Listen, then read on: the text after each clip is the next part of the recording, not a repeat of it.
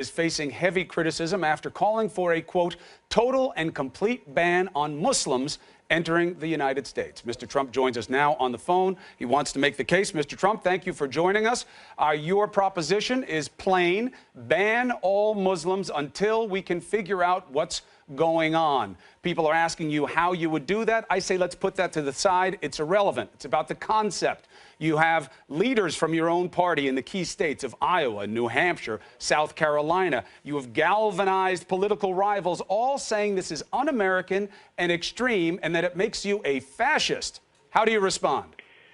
Well, I totally disagree. You take a look, Chris, at what's going on, and it is disgraceful. First of all, people quickly forget World Trade Center 1, World Trade Center number 2. And you take a look at all of the things that are happening, having to do with the problems. Now you have the problem in California and miraculously $28,000 just found in this guy's, just put into this guy's account, this horrible, person, this killer, this maniac into his account. I have no doubt that we have no choice but to do exactly what I said until our country's representatives can figure out what the hell is going on, because we have a problem in this country. You look at Paris, you look at the carnage that took place in Paris, but look at Paris beyond that. Paris is no longer the beautiful, gorgeous city with all. Paris has a tremendous lot of problems. And they have areas in Paris that have been radicalized where the police refuse to go in and look at it. They refuse to well aware. take part in it. You look at London. You look at other places. We are well aware. We are well aware. But, Mr. Trump, here's the point. No, wait a minute, Chris. You're well aware. You say that so routinely. You're well aware. Well, because I've been on the ground. I've been in those communities. I've talked to the French authorities. It's totally out of control. Well, it's so dangerous. That's what you say. The police are all over that country right now, and they're doing a lot of policing. But more importantly, to your point, I would say it is the opposite reality. You see the French being more embracing of people around them. You see them living their lives. You see them refusing to accept fear as a basis for behavior. Whereas here, what you're doing in the country that is known as a symbol of freedom is saying we're too afraid to be inclusive. We're going to reject the promise of America and ban an entire religion, even though we need to do things on a case-by-case basis. And it seems as though you're acting out of fear, not making us look strong, and rejecting what America is all about. UK's not doing this. France isn't doing this. Chris, and don't tell me about Paris. Paris is under tremendous siege. They are absolutely in fear in Paris. Don't tell me Paris is not. They have heightened awareness. They do not have fear, and they're not acting out of it. That's why they're letting in refugees. They don't have fear. Of course they have fear. Of course it's how you behave in that environment. I have people that are friends living in Paris. They want to leave. They're petrified. But what are they doing? Are they banning all Muslims? Well, let's see. Maybe they're going to have to. Maybe they're going to have to do something. That's not even on the table. Look, I'm talking about a temporary situation until our country's representatives can figure out what the hell is going on, Chris. The timing is irrelevant. Listen, we had the World Trade Center number 1. We had World Trade Center number 2. We had many other things happen. Then the other day we had the California attack where these two animals, they're total animals, they became radicalized and they wanted to do far more damage than that. What's even more disturbing, if you terms of looking into the future, is other people knew what they were doing. There were bombs, pipe bombs laying all over the floor. They had other people that knew what was going on, Chris, and nobody reported it. They used the excuse they didn't want to be racial profilers. They wanted to be politically correct. By the way, the people that said that, I think in their own way, they're guilty. The mother knew. The parents knew. Everybody knew. Now even his father is under watch. They just found out. You use politically correct. Chris, this isn't about being politically correct. We can be politically correct. But this isn't about being politically correct. And we should solve it, because you're going to have many more World Trade Centers if you don't solve it. Many, many more, and probably beyond the World Trade Center. I don't see the point of scaring people with the possible when the reality is we haven't had another World Trade Center. You and I both lived through it. We both lost people there. We know what the real deal is. We know who celebrated and we didn't. We know what's scaring people and what the reality is. We haven't had those kinds of attacks. The security network has held up, and one of the reasons is our unity as a people. And I don't understand how you can see banning an entire religion as a way of saying anything other than we are what ISIS says we are. We want a war against Islam. That's who America is. And as you know, or you should know, that is not who America is, Mr. Trump. Chris, we are at war with radical Islamic terrorism. Right, we not are at war, all whether Islam. you like it or whether you Not don't like all it. Islam. We have a president that made a fool out of himself the other night. He doesn't even mention the term. He refuses to use the term. Nobody understands why. Hillary Clinton, because she's afraid of the president because of her email scandal, Hillary Clinton refuses to use the term. If you're not going to even use the term, you're never going to solve the problem. But I don't get how you connect these dots because of the email scandal. Put it through your head. Look, they are everybody knows who we're at war with. They are looking to do great damage. You look at what's going on in the Middle East. They're chopping off heads. They are looking to come over to other places too. And they want the jihad. Right, it's very simple. But you're they saying, want the jihad. What does that mean, they Chris, want the jihad? Chris. Well, you can't just throw out notions without any kind of checking of them. You know, this is what got you wound up on the Philadelphia Inquirer front page, like Hitler. They got you in a personage of Hitler right now, a characterization of that. Philadelphia Inquirer, another newspaper. Well, I know you're going to disparage business. whoever criticizes you, and I'm waiting for that as well. But here's the point. The Center for Security Policy released data showing 25% of those polls agreed. Now, these are Muslims living in the United States. Yeah. 25% of the Muslims living in the United States agreed that violence against Americans here in the United States is justified as part of the global jihad. Donald, we wouldn't even put that poll on the air. It's a hack organization with a guy who was dismissed from the conservative circles for conspiracy theories. You know that. It's as bad as those cop stats you put out there. Take a look at the Pew poll. The Pew poll was the same thing, highly respected, and the Pew poll had terrible numbers too. But listen to this. Go a step further. Please. 51% of those polled agreed that Muslims in America should have a choice of being governed under the Sharia. Now, if you're talking about horrible stuff here, Chris, now we can close the eyes, we can put the blinders on, but I don't choose to do that. Now, is it temporary? Yes. It's until the country's representatives can figure out what is going on. Our country's representatives cannot figure it out. Now, the problem I have with that is they couldn't even build a website for Obamacare after spending $5 billion. So how do they figure anything out? They can't figure anything out. That's not fair. That's not fair. True. Our security network is the best in the world. If you ask people who are in the business of keeping us safe, they say the idea of banning Muslims does nothing to help and everything to hurt. They're the experts. That's what they say. They think this idea is stupid. When you say that, so I spoke before an audience last night, a massive audience last night. Right. Your people were there, thousands of people inside, thousands of people outside. They couldn't even get in, and got standing ovations as soon as this was mentioned. Standing ovations. Yeah, of course you did, Mr. Trump. These are your people. I mean, I have standing ovations from very smart people. These are intelligent. And everything to hurt. They're the experts. That's what they say. They think this idea. Audience last night. Right. Your people were there. Thousands of people inside. Thousands of people outside. They couldn't even get in, and got standing ovations as soon as this was mentioned. Standing ovations. Yeah, of course you did, Mr. Trump. These are your people. I mean, I have standing ovations from very smart people. These are intelligent people. These are great citizens. These are people that are concerned about our country. Until our country's representatives can figure it out. Now. Chris Christie, Jeb Bush, the heads of the party in Iowa, New Hampshire, South Carolina, they all say this is wrong. You guys have a tendency to call these guys, they're not masterminds, they're not even smart people. You keep calling them masterminds, and you're building them up, and then you wonder why kids want to go into ISIS. The fact is, until our people can do something about these horrible people that want to do damage to our country, real damage to our country, then I think it should stay in place. But it's temporary until we can figure that out.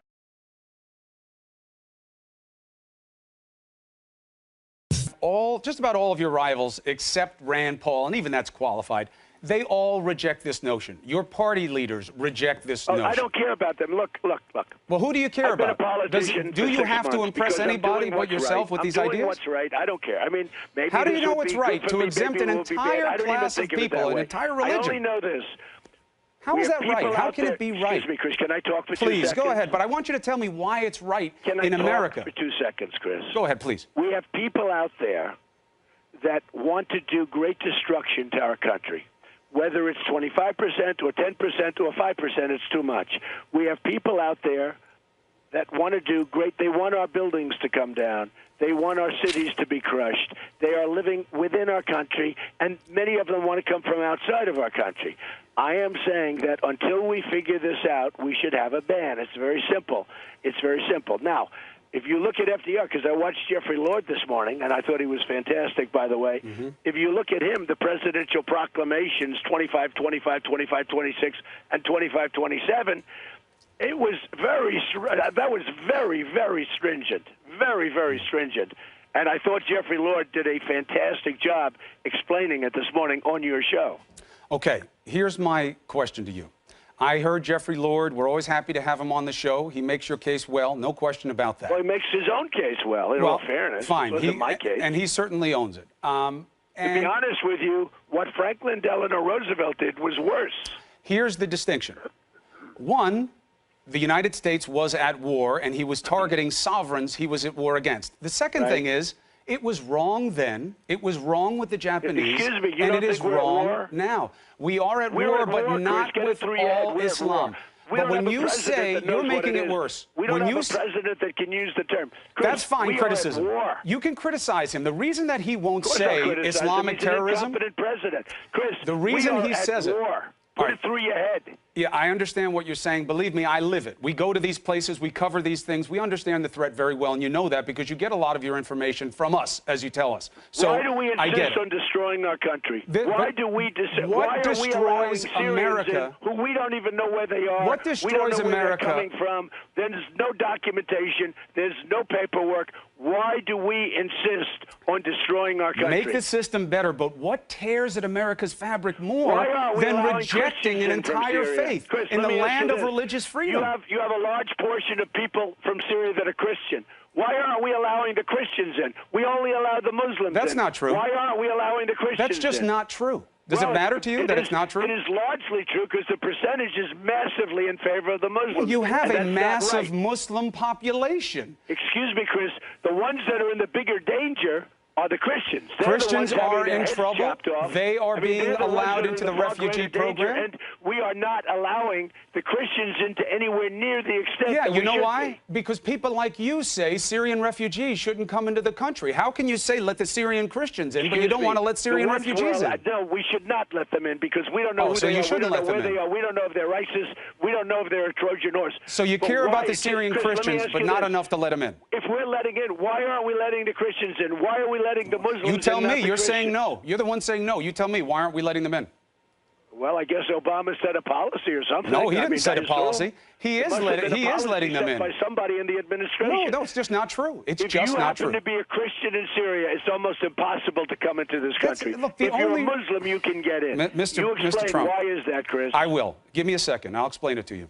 The refugee process is onerous. They have to go through the UNHCR first. It can take months, even years. Then it comes to the U.S. vetting. So you're making the case for refugee vetting, which many people will appreciate. It takes a long time. It's very exhaustive. However, what we're dealing with right now in the country, as you well know, because you're a major proponent of it, is ignoring what you just stated as fact, which is that it's very tough to get through the refugee program and saying, even still, we're going to keep all of them out. It's certainly very tough if you're Christian. That I can tell you. If you're a Christian from Syria, it's almost impossible to come into our country.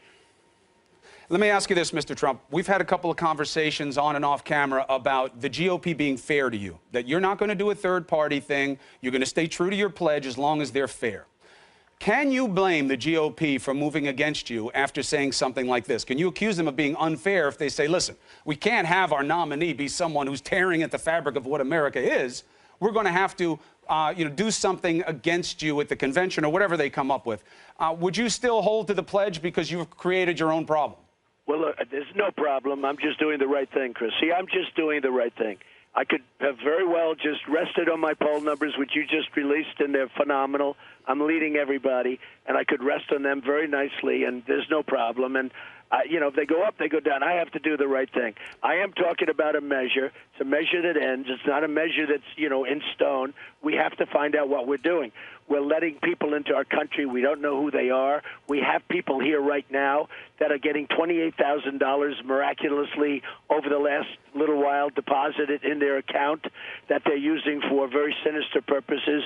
There are, like these two, this husband and wife, this horrendous, horrible husband and wife.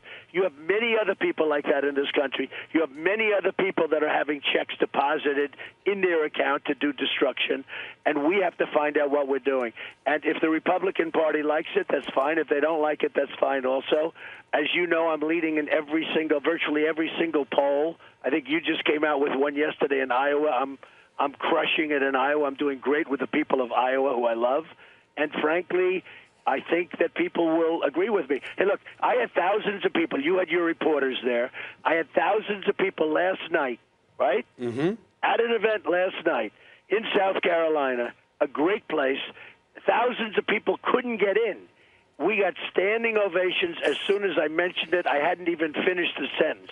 Now, what I also said, and it was very important, I made the statement, it's a shutdown until our country's representatives can figure out what is going on. That's important, because that doesn't mean it's permanent. It's temporary. But I'll tell you what, one day, we don't want to be like Paris, where you can't go into the city, where you can't go into sections where their police are afraid to go into certain sections of Paris. They are petrified. That is a mythology. They're doing operations by the hundreds. They're getting a handle on the situation. But most importantly, they're staying together. And I think that your poll data actually reflects a responsibility on you, Mr. Trump, because people are listening to you.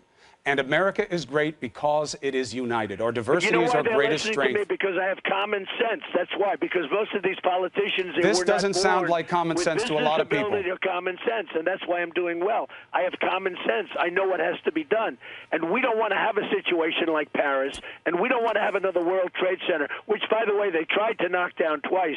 The first time they were unsuccessful. Right. We don't want that, because we need intelligence in this country. We need a certain toughness in this country, or we're going to end up like a lot of other places, and we're not going to have a country left. The fear is real. There's no question about it. Mr. Trump, thank you for coming on New Day, as always, to make the case.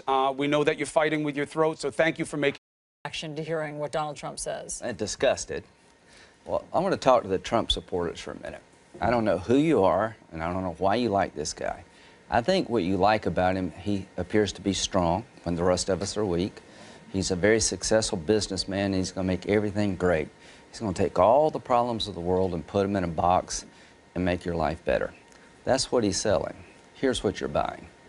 He's a race-baiting, xenophobic, religious bigot.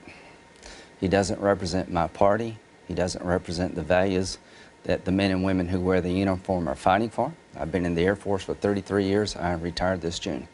He's the ISIL Man of the Year, by the way. He just got back from Iraq a week ago this Monday. I know. We interviewed you live from there. You were with Senator John McCain, and you were going into Iraq to get a status report. What were they saying there about all of this? The military leadership and the diplomatic corps. Now, we have young men and women in harm's way all over the world, particularly in the Mideast. They were concerned about this rhetoric because the enemy will use it against us.